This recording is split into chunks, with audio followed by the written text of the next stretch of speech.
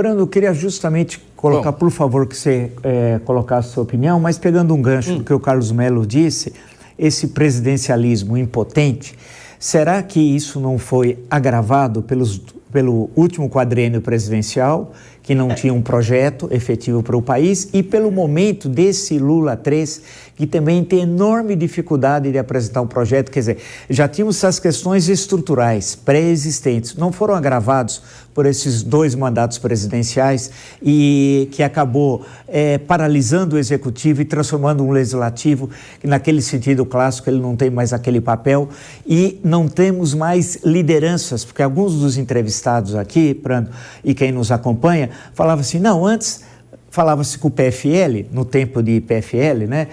Falava-se com as lideranças, e a liderança entregava 80%, 90% dos votos do PFL, do PMDB, do PSDB, etc. Agora não, porque não há mais lideranças efetivas que entregam. Os partidos também não passam de agrupamentos com enormes contradições entre si. Então esse presidencialismo impotente não foi também agravado pelos esses 2 últimos mandatos presidenciais? Eu acredito que sim, Vila, e vou te dizer uma coisa, e aqui nós 3 escrevemos e falamos sobre isso sempre, você também. Quer dizer, a polarização que a gente vivencia já não é mais nem chamada de polarização, né, mas de calcificação, porque um polo depende do outro.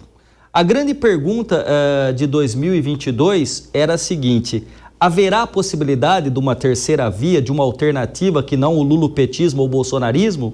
De que forma algum candidato consegue se colocar no embate entre 2 figuras carismáticas e, de certa forma, populistas como Bolsonaro e Lula? Os 2 são tão fortes que espremeram e que espirrou, não sobrou um. Não sobrou um.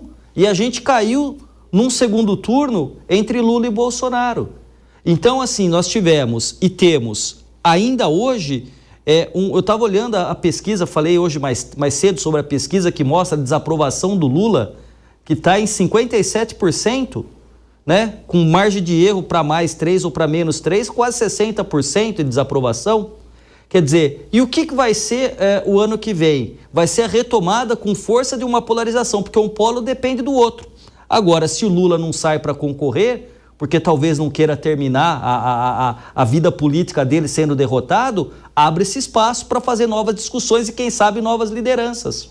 Então, eu creio que sim, você tem razão. Eu acho que esses 2 governos, então a gente teve 4 anos de Bolsonaro e já estamos indo para o 3º ano do Lula, né? Você vê? 3/4 quer dizer, o que tem para esse país de substancial?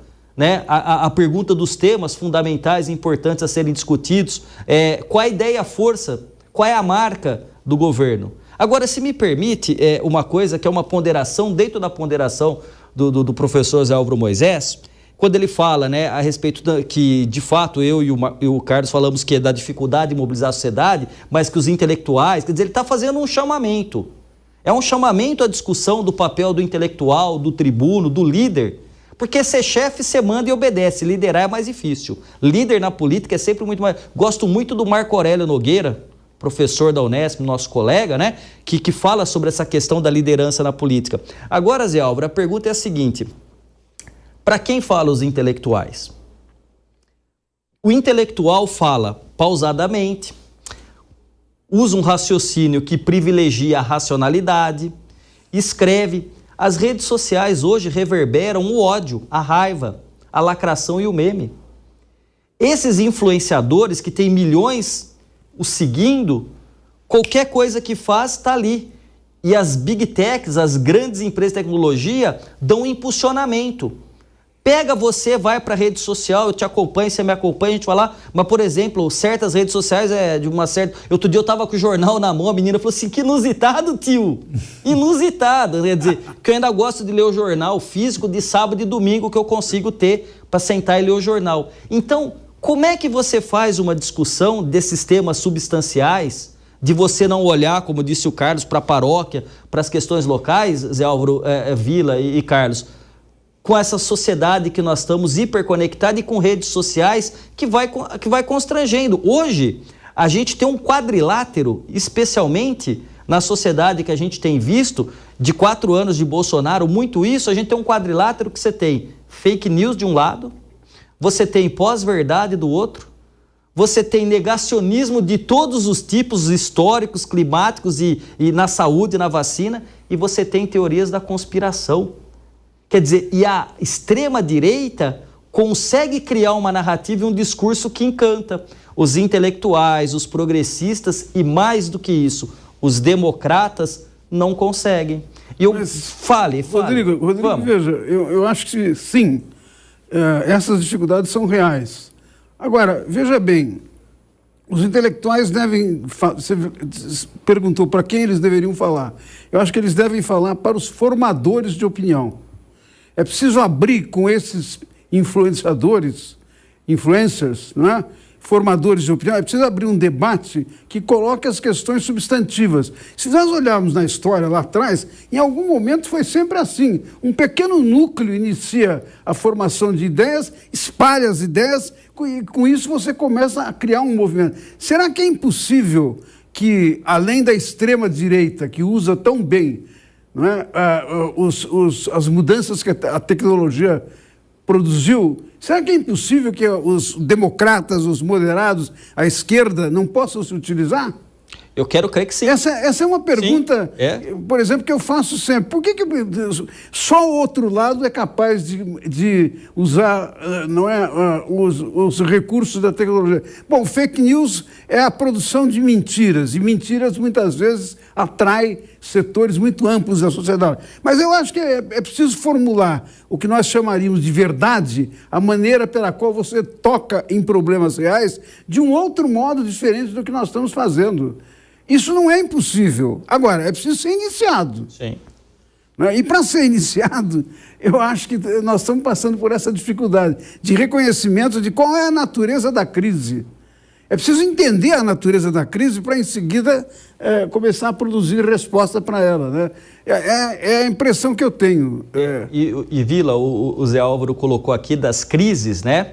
Do grego, da etimologia da crise, né? Separação e tudo mais, mas pega o aspecto dessa nova república, não falando da armação institucional, e pega o indivíduo presidente da república. Vamos pegar? Collor não sofreu impeachment porque acabou renunciando antes. Está preso em prisão domiciliar. O Itamar falecido. Fernando Henrique deu sua contribuição, retirou-se da vida política. Não é? Lula, investigado, preso na Lava Jato, anulação pelo Supremo Tribunal Federal, depois da prisão voltou. Michel Temer foi preso, foi solto. Bolsonaro sendo julgado pelo Supremo. Não só uma questão de crise, mas um conceito de durkheimiano de uma anomia, de uma disfuncionalidade, porque esse indivíduo, presidente da República, ele dá vida à institucionalidade que é a presidência da República. E olha que a situação, pega os últimos, né? Então você vê, eu costumo falar, né, Vila, as pessoas perguntam do Lula, né? Em 1989, Zé Álvaro, eu tinha 11 anos, o Lula era o candidato à presidência que foi derrotado pelo Collor. Eu estou com 47 e se tudo der certo para mim e para o Lula, o ano que vem estaremos vivos, com 48 anos de idade, o Lula vai talvez tentar de novo ser presidente da República. Não é muito saudável, né? Para uma democracia isso. Esse é um ponto importante. Se nós tivermos de novo, por causa da polarização que escolher entre esses dois políticos, para uma parte do eleitorado, vai ser uma coisa completamente sem sentido. Sim. Muita gente não vai querer, para se livrar do Bolsonaro, votar no Lula. E com isso significa que haverá um ponto de interrogação para um segmento muito importante do eleitorado brasileiro. Eu vou passar, nós estamos já indo para o final do nosso programa, para o Carlos Mello. Carlos Mello, em certo momento aqui, acho que o professor Moisés falou, qual é a natureza da crise?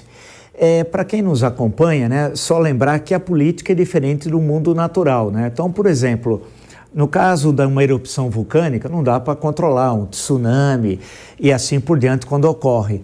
Mas a nossa crise, ela tem razões históricas, né? Ela não ocorreu naturalmente. Na sua opinião, Carlos Mello, qual é a natureza da crise? Eu pergunto isso porque, a partir de um pressuposto que o próprio professor Moisés levantou no início da nossa conversa, precisamos saber qual é a premissa para depois começar a pensar os possíveis caminhos de enfrentamento desse grave problema nacional. Na sua leitura, qual é a natureza da nossa crise? Ô Vila, eu tenho colocado uma questão para os meus alunos, trabalho, com o seguinte tema: o Brasil tem todos os problemas do mundo agravados pelos seus próprios problemas, né? Qual a natureza da crise? Tem uma natureza estrutural externa. Nós vivemos um momento de revolução. Você é historiador, você sabe muito bem que é um período muito, muito, muito parecido, até com o surgimento de alguns personagens, da transição do século XIX para o século XX, daquela sociedade agrária para a sociedade industrial, a revolução da energia elétrica, tudo mudando, a economia se transformando e a sociedade absolutamente desencontrada nesse processo. Isso levou o mundo a 2 guerras mundiais, né? Não é à toa que vários outros países, a grande democracia que nós sempre olhamos, os Estados Unidos, passando por problemas seríssimos também, né? Então você tem uma natureza externa que isso comportaria um outro programa para a gente discutir, né? Inclusive essa natureza vai levando ao ressentimento, setores que antes, regiões que antes eram super produtivas, hoje são chamadas de cinturões da ferrugem, né? E todo o ressentimento que vem daí, ressentimento contra os políticos, ressentimento contra o Estado, ressentimento contra a democracia e ressentimento também, Moisés, isso é um problema para a gente, contra os tais especialistas, porque a gente também tem perdido aquela autoridade que no passado era reconhecida pelo nosso esforço, pelo nosso estudo, enfim, então, também tem desacralizado tudo isso. Então tem essa natureza externa e tem a natureza interna. O Brasil vivendo isso tudo, esse abalo, esse terremoto planetário, internacional, né? Grupos aglomerados econômicos, com um tamanho de Estado, uma transformação muito grande que vem do Oriente. O embaixador Rubens Barbosa chega a dizer que talvez a gente esteja vivendo o pós-Ocidente já, né? Então tem essa grande transformação e o Brasil com todos os seus problemas tradicionais, a começar do patrimonialismo. Outro dia eu vi era presidente da Câmara dos Deputados, Arthur Lira, dando uma entrevista e se referindo aos municípios, né, onde ele tinha voto, de os meus municípios, né? Isso é tradicional, Vila, a gente sabe, né, o quanto que isso está impregnado na cultura nacional. Então você tem essa mentalidade de farinha pouco, meu pirão primeiro, que é o patrimonialismo, é o fisiologismo, que é tão arcaico e tão limitado, tão cego em perceber as transformações, que não consegue sequer se virar para essa realidade mundial e ter um projeto, não um projeto tradicional, mas um projeto moderno, para um país moderno, um país que articula a economia agrária com o agronegócio, com o meio ambiente, com infraestrutura, com a educação do século XXI, inteligência artificial, enfim, tudo isso nós precisamos fazer e não fazemos. O externo nos coloca esse desafio, só que a miséria da política doméstica, com essa paroquialização da política, a gente não consegue olhar para as grandes questões fundamentais do mundo. E aí não temos projeto mesmo, não temos agenda, né? Os governos não têm agenda, o parlamento não tem agenda. Então é necessário reconstruir isso tudo, é necessário ter um bom diagnóstico do que se passa no mundo e é necessário ter um bom diagnóstico do que se passa aqui. E aí, reverberando o que disse o Moisés, é verdade que uma parte dos nossos colegas ainda continua dizendo que não, o problema não é o presidencialismo de coalizão, não é. Qualquer presidencialismo é necessário fazer uma coalizão. O próprio parlamentarismo necessita de uma coalizão. O problema não é o mecanismo, o problema é a natureza das coalizões que nós fazemos, a natureza patrimonialista dessas coalizões, né? O patrimonialismo que tem roído a nossa capacidade de sermos um dia uma democracia moderna, estável, duradoura, né? Enfim. Faltam somente, nós somos escravos do tempo, né? Está faltando 2 minutos.